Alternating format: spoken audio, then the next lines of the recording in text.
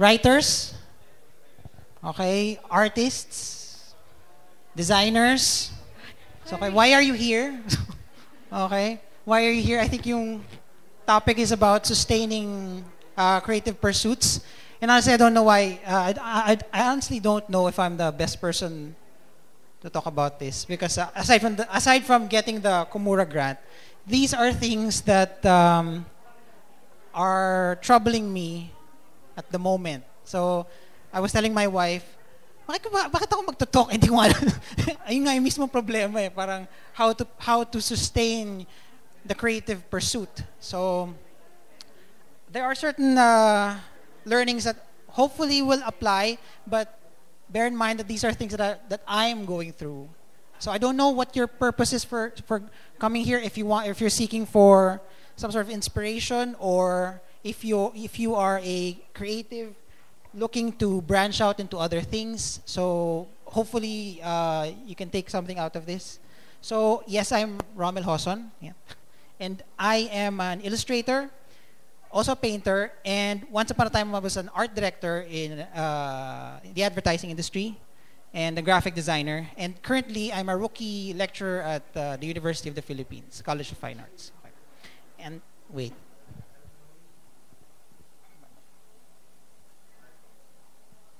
Okay. Now this is what I do. I make paintings, but I'm also a graphic designer. I had a day job as a graphic designer. So this is yung boardroom table na Cebu Pacific, one of our clients. So this is a mural in their office. So these are things that I do on my day job. I also design books, and I also illustrate children's books. But the thing is, it wasn't always that way. It wasn't always that way. I studied here, okay, and I studied this. Okay, this was my course, okay, business management. So I don't know kung may business management dito. Meron ba? BM. Okay, so balance sheets, income statements. Hindi ko na alam kung paano gawin. Hindi ko na alam kung paano mag-accounting. Pero ito yung pinag-aralan ko. Okay. And I took up an elective on advertising, and it sounded fun.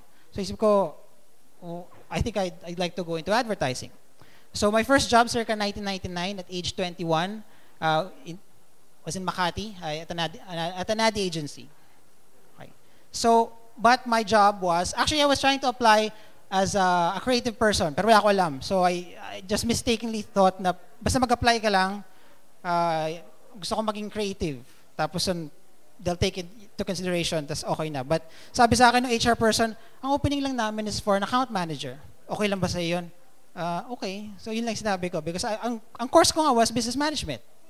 So I became an account manager. And for those who don't know what an account manager is, they liaise between clients and creatives. So basically, this is me. Okay. Okay. It's a live look at me. Okay. So lagi ako naiipit for the longest time. I was an account manager for 4 years, I think 3 years. 3 or 4 years.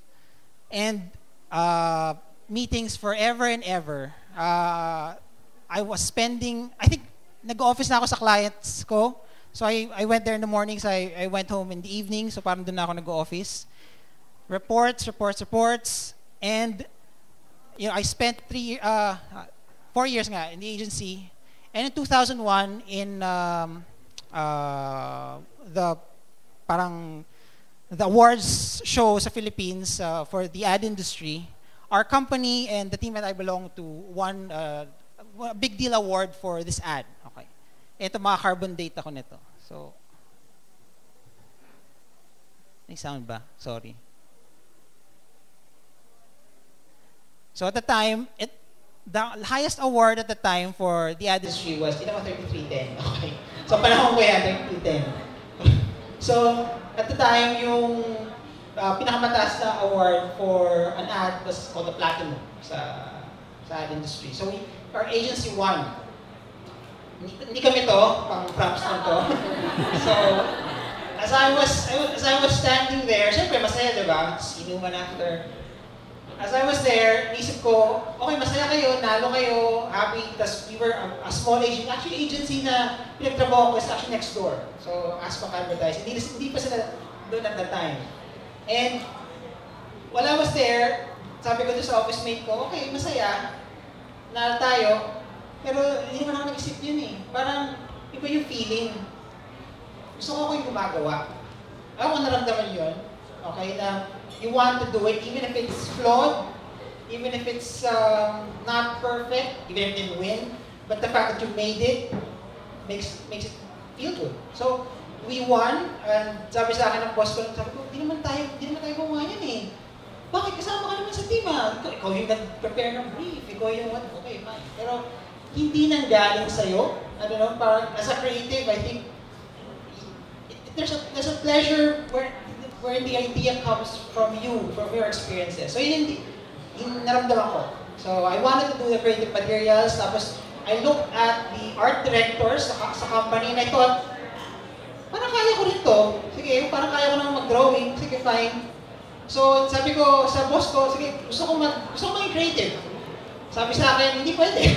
Okay, so sabi sa akin nung VP for creatives, alam mo, wala naman nag-art director na account manager. Hindi nangyayari. Copywriter, pwede ka mag-writer. Hindi ka naman trained, di ba? Parang wala ka namang fine arts degree.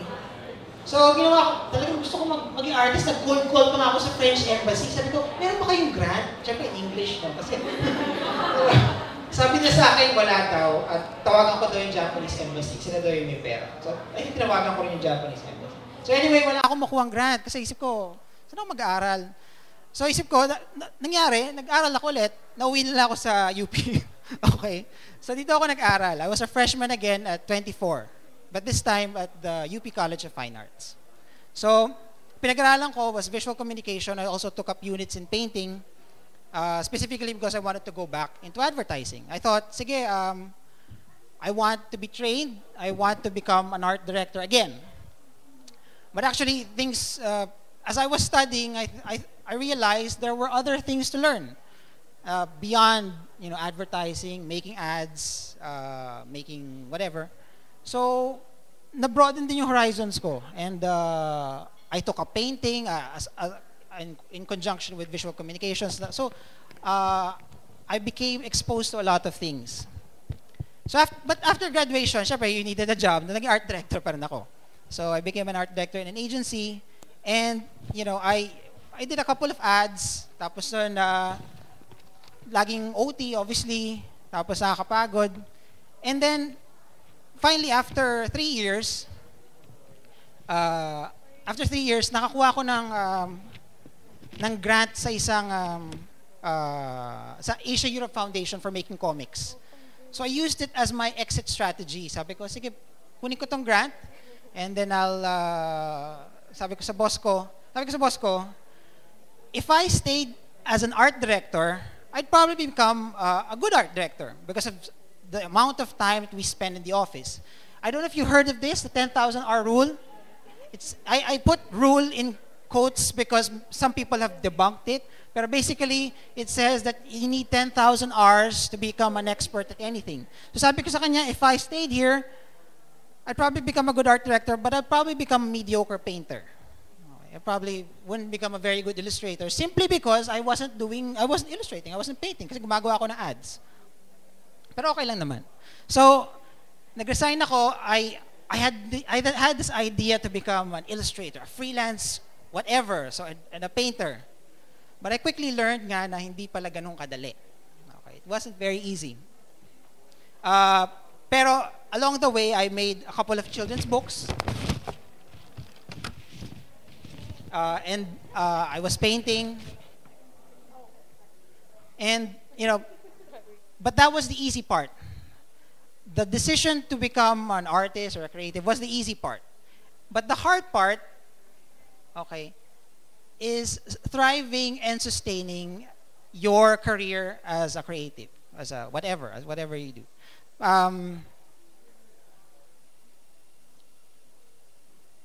You have so many ideas, and basically, either you don't have money or you don't have time.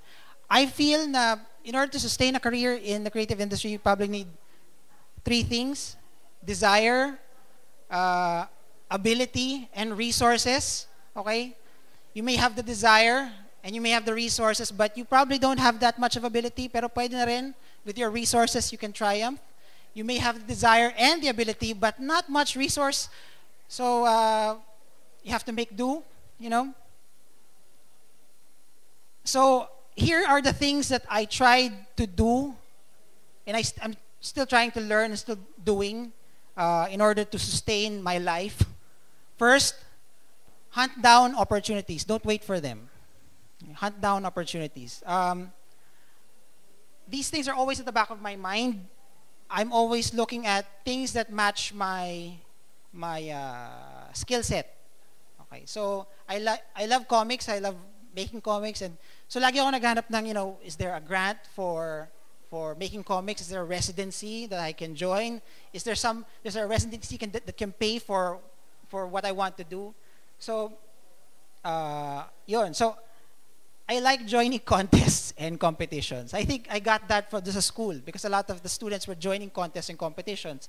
And I did that not only because of the compensation, kasi may pera, but also because it helps test your skill against other people. So, pero syempre, I mean, art isn't about competition, pero you sort of see how other people think, and sort of test your ideas against them, and which somehow rises. So, and it also helps to go out of yourself, you know, and to not be afraid of showing your idea. So that's why I tried joining contests, see if I'm ready, see if I'm good enough. So, ito, lagi akong sumasali.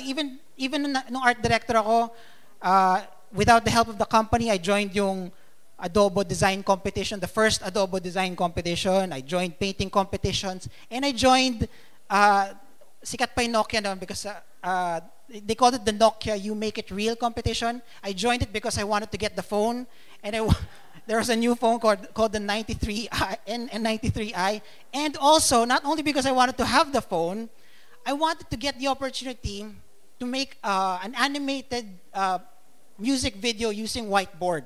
So I thought, sige, I don't like talking to talents, I don't like talking to actors. Instead, I'll make an music video out of whiteboard drawing. So yeah, so it was a 1-minute video. So I use these contests to test out things that I want to do. So enter itong Kumura grant, okay, Kumura Creators Grant. And I'd like to know, your collaborators are also important, so I'd like to mention my collaborators because without them, this wouldn't have been possible.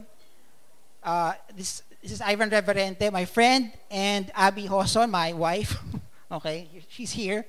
So without them, and actually, we made the zine. We just finished the zine kanina. Okay, so di ba kami natutulog? So talagang mainit-init pa. So we had this idea. I had just come from a workshop about comics in 2007.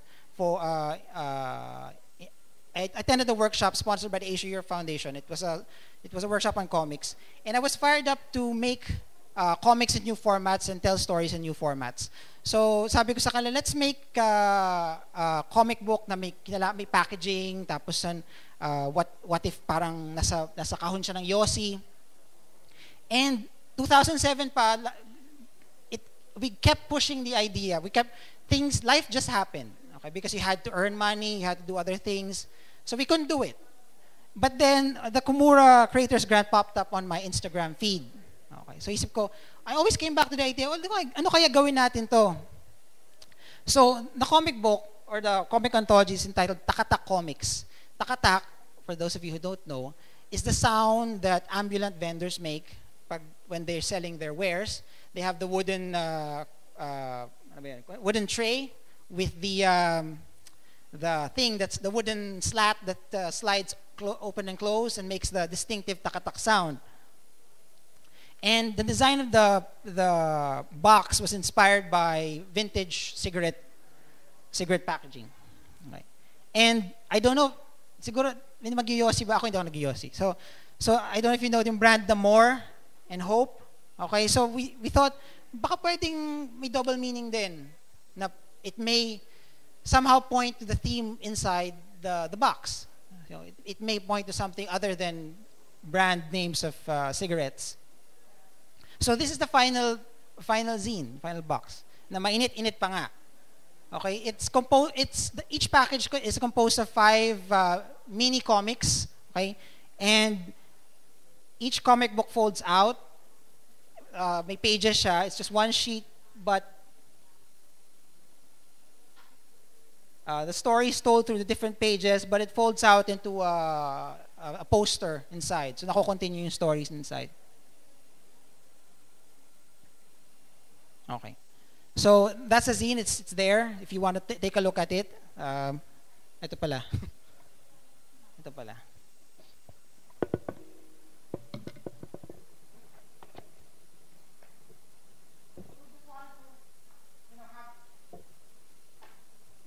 We just wanted to have fun with yung packaging. We've always wanted to create an anthology of comics nga. So this is okay.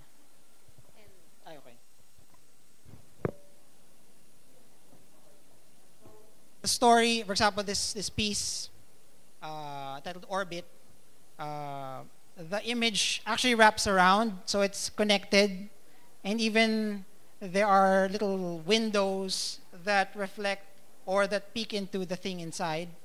So the story is told through the pages. So actually, may parang window here, and it connects to there. And then as you reach the end of the page, you can open it. And it's printed on Mohawk, special paper din.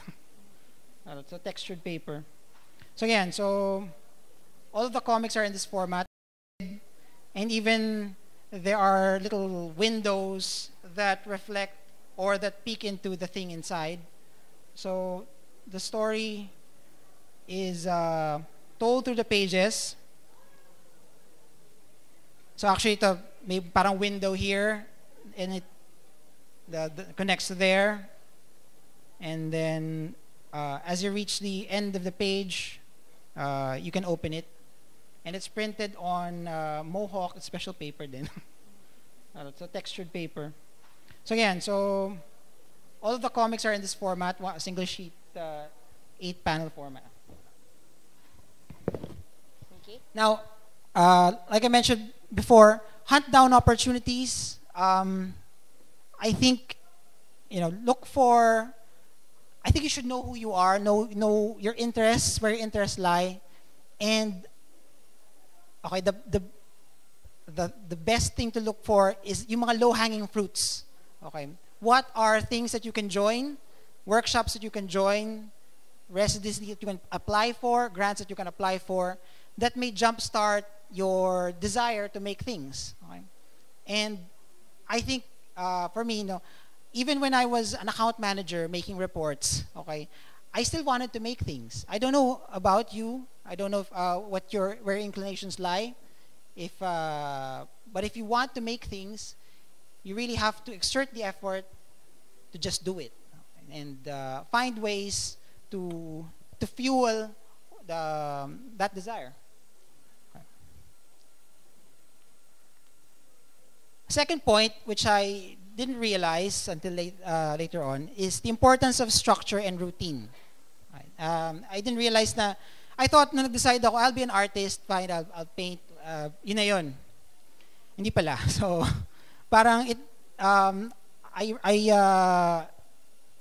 don't know if you know yung story ni Einstein. Einstein was a patent officer. He worked as a patent officer in a Bern patent office. But he did his job very quickly. And so, the time that, the free time that he had allowed him to make these mental thought experiments that allowed him to make leaps in creating the theory of relativity. And it's important, to have a structure and routine. And I read this in Austin Kleon's book. I don't know if you read it, yung Still Like an Artist. Keep your day job. Okay? So, yes, it's important. Keep your day job. So, yun nga, even if you are lucky or fortunate enough to be able to do something you really love and earn from it, it may not happen right now. Okay. In the meantime, I've read several writers with day jobs, famous writers. They had day jobs. I follow certain children's book illustrators. There's this children's book illustrator, I really like Oliver Jeffers. His name is Oliver Jeffers, and he's made a lot of books. But before he published a lot of books, he was taking on commercial projects, commercial illustration projects, until such time he built a library of books where he can earn royalties from that, and then he quit his day job. So the day job provides structure to pay your bills. Merong sa book nga ni, sa mga nakabasa na, sa book ni Austin Kleon, he quotes this photographer named Bill Cunningham. If you don't take the money, they can't tell you what to do. Diba? Thankful ako sa Kumura grant because they don't tell you what to do. Okay. Pero if you don't take the money, if you're not, they can't tell you what to do nga. You're not beholden to them. So it means that if you're doing your art, tapos nun, hindi yun ang pinagkakitaan nyo, you aren't beholden to anybody to alter your art. So, yun. So, the day job pays for the bills and fuels or funds your creative pursuits. Yun nga. Yun. And, yun nga, it gives you the money and it grounds you. It's a way for you to connect with other people. Hindi lang kayo nasa bahay doing whatever creative thing. So actually, na-realize ko yun. Nung nag-resign ako, akala ko I can just paint and be whatever. Hindi pala nag-work. So I took up a graphic design job at a design studio with my friends. So, and that helped me for a while to fund my day-to-day activities. And now, my structure, I'm a rookie teacher sa College of Fine Arts. Yun yung parang structure ngayon. And dealing with students, dealing with their concerns, and it's refreshing, and it's a cliche, pero I think I'm learning more than them. So, not a cliche. Oh, yes. So, yun, my advice to my younger self, kasama sa briefing, okay? Save more. Okay. Save more. Importante pala. You'd think na business management, no, magaling sa finance, pero apparently not. So, save more. It's important to it's boring, pero it's important to have a financial target for the year. Tapos tally your expenses and your earnings per month, and try and diversify your income, okay? So, connected to that point, try and make work that multiplies. What does that mean? Okay, for example, this is a postcard or print that I used to sell, but this postcard, this print, came from an illustration project, editorial illustration project. So, actually, natutunan ko to from an artist named James Jean. So, James Jean, sabi niya, make stuff for you. Tapos nun, even if you're doing an editorial illustration project, it's still yours and you can use it. So, pag nakita niyo yung portfolio niya, may mga pieces siya na surreal, but it came from editorial illustration projects, paying projects from clients. But he adapted it, he made it his own, tapos nun, he can sell it. Tapos nun, so try make something that has legs. Hindi lang parang, just do it for the job, just do it for whatever. So that's what I try to do whenever may project. Hopefully, itong pwedeng portfolio piece, pwedeng gawing print, whatever. So, halimbawa, for the zine, I make certain paintings. So, halimbawa, itong kwentong to, The Secret, came from this painting. Okay. So, parang ni-recycle ko yung idea na inspired siya by another painting. Or, itong piece na to, was inspired by, it came from this piece. It's a painting ko rin. So parang I'm trying to make the idea translate to different mediums. Okay, lastly, it's paying forward. So ito nga, balik tayo dito. So paying forward, and I'm a rookie teacher, and alam ko naman that teaching is hard. Okay, but for me, teaching is the most challenging thing one of the most challenging things I've done to date. And because I have to teach certain concepts, I have to learn them again and have to try and break it down for the students to understand. So in effect, you're sharpening your own selves. And I think I've learned more about my craft teaching than just, going blindly on my own. So even if you're not teaching in a university or a school, it helps to give back, whether through workshops or through helping other people understand certain things or get better at what they do. So, yeah. So that's it. Okay. Thank you very much.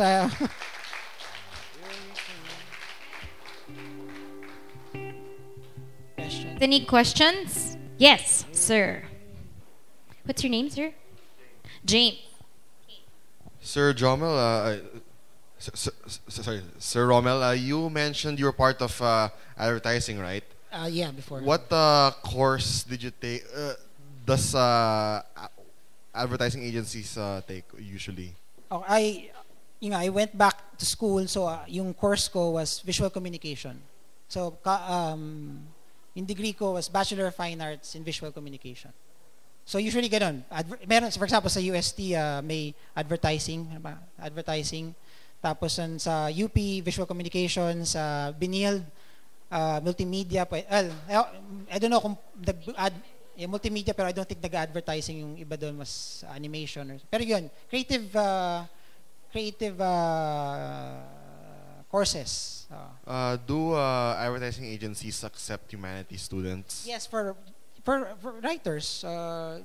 Actually, yung mga writers, yung copywriters, they come from all over. So I think important lang you have a writing portfolio. Usually agencies test you. They do a copy test. You come in for an interview. You make an ad on the spot. You write copy on the spot. So, and interns go through that. Interns from school go through that process then. Also, sir, how were you able to get your zine published? Like, which publisher did you go to? Excuse me, which what? Sorry, which publisher did you go to for your comics? For the zine, that was funded by the Kumura grant, the zine that I brought there. So it's self-published, the zine. So I had it printed sa isang magandang print shop. May partner kami na I've gone to them for my prints, so doon ko dinala. All right. Thank you, sir. Anyone else have questions? From that side. Anyone? No one? Mike? Yes? You have a question? You do? You do?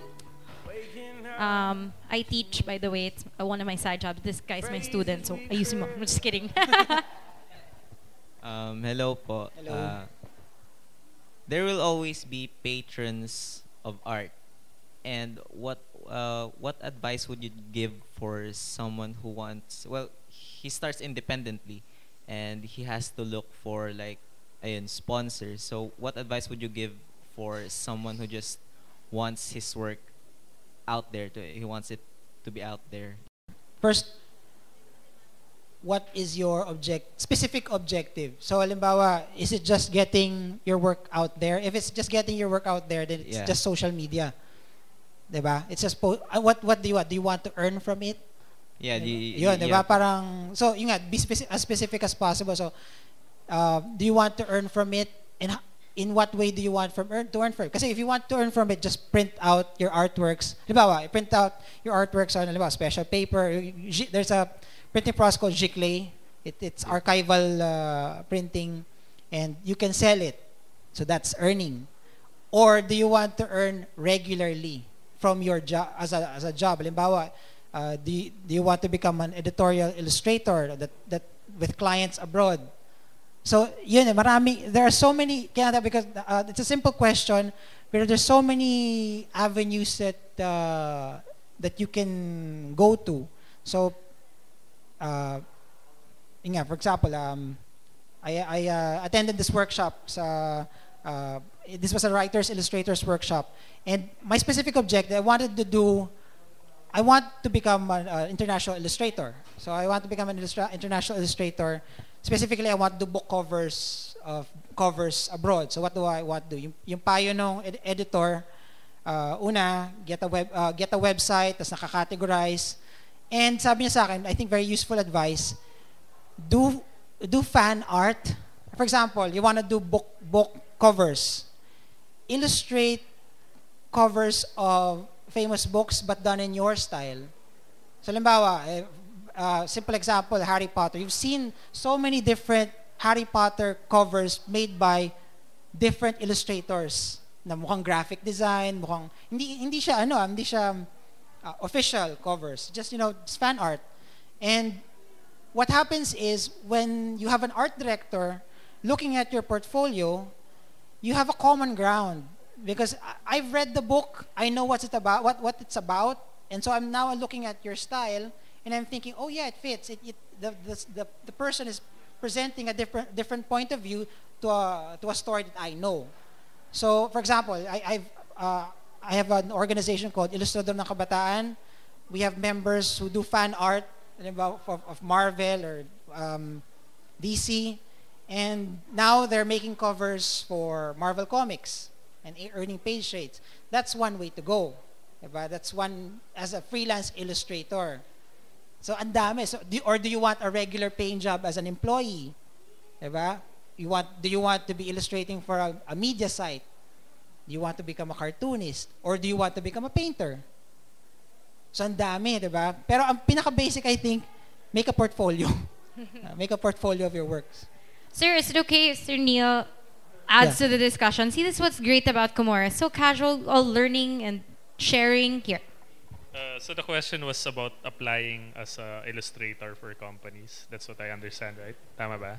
So for a company, as someone who's evaluated a lot of artists in the past for my studios, there's two things companies look for. So una-una, they don't care about what you studied, about what your if you graduated fine arts or top of your class in a school. Yung una talaga nilang tinitingnan is portfolio, as he said. So you have to build a good portfolio, make sure it's easily accessible online. Kasi like for art directors, they browse through dozens of applications a day. Unang click nila, if they like what they see on the front page, they'll evaluate further. Pero pag click nila, yung front page mo pa lang, they're not appealed by it. Close na to. Okay, next applicant. So number one, a good portfolio with good front page. And it doesn't have to be a lot. It has to just display yung 10 best works you've ever done. The second thing that they look for is after they've passed yung portfolio exam, would be taking an exam with the company. So yes, you're very good in this particular style, like hyper-realistic cyberpunk style. Pero what we do in our company is cutesy pets, di ba? So you take an exam, you take cutesy pets, and if it's a modeler, it can be models. If it's an illustrator, di ba? It can be, you have to do, like it's usually an 8-hour exam. You start in the morning, pakakainin ka naman nila. Well, the good companies do, pakakainin ka naman nila. That's at the end of the day, you have to produce art that would fit the particular style of the company you're applying for. So hindi pwedeng like you specialize in anime, puro anime lang yung kaya mo gawin buong buhay mo. You have to be good in a variety of styles. So when you get into a company, you're more adaptable to what they need. So yeah. Thank you so much. More questions for Sir. Okay, here. Hi, just a question. Like, what if your day job gets in the way of your passion? Like, your day job is too demanding. How do you work around it? Ano yung practical tips, if ever? That's an age-old question. That's an age-old question. Well, in my case, I resigned. But no, that's not always the. Okay, I just attended the talk. One of my friends is in an ad agency. What he does is he allots time in the morning to find pockets of time during his day to do his illustrations. So that's one way to go. I think the trick is to find a day job that doesn't drain you too much, okay, and still feeds you, but at the same time leaves your creative mind refreshed so you can do other things. Kasi well, yung day job ko before, yung nga, I was going home at, yung nga, I was going home at 7 a.m. gano'n, tapos mag-overtime. Tapos actually there was one time, I was going home nasa MRT, nakasalubong namin yung office mate namin, tapos sabi, pauwi pa lang kami, papasok naman siya. So hindi siya shifting, dire-diretso siya. So I resigned. Thank you. So, is it okay for one last question, Rommel? Hi, here. One last. Yeah. For print, like, how do you or where? Like, I'm pretty sure you have your suke for your printers, like your suppliers, like. So, because I noticed the one in your grant, it has really good print and the paper is really nice. So, yeah. Yung printer, yung name ng printer. Yeah. Like where did you have your things? The company is called Design Plus, and they have this technology called HP Indigo. Parang, well, binibenta nila as, binibenta nila as, tawag nila digital offset quality. Pero hindi totoo, well, ang offset naman talaga hindi digital eh. Pero anyway, that's beside the point. So, maganda yung print nila, and mura sila. So compared sa iba, ha? Pwede ba nag-deliver ba sila? Grab, tama, Grab. Oh, Grab. Pwede Grab. And what's this? He has a question. Sorry, her follow-up. Your follow-up. Yeah, my follow-up is like how many, like what's your criteria of quality? Like how many times do you have proofs done, and how do you pick a printer? Yeah. Well, napaka-subjective kasi, diba? Because may intention ka doon sa artwork mo, and halimbawa, hindi nag-match yung intention mo with yung lumabas na print, and then you revise. So, halimbawa, you had this thing in mind na very saturated yung colors, lumabas madilim, then you adjust.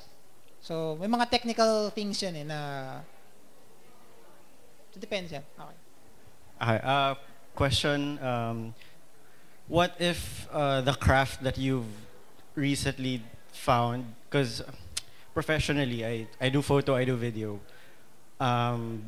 but I've recently started doing collages. So how do you put a price on the work that you make when it's not really a source of it's not really a source of income? Hirap ng tanong na yun.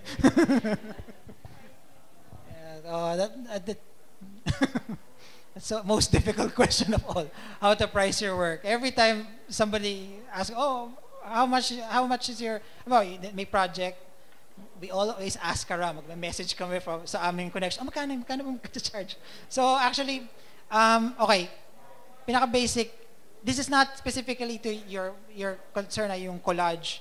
Pero halimbawa, in my case, when we do projects, commercial projects, we always look at usage.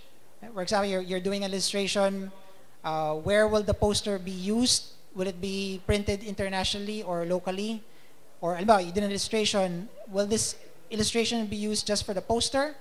Or will it be adapted into a banner?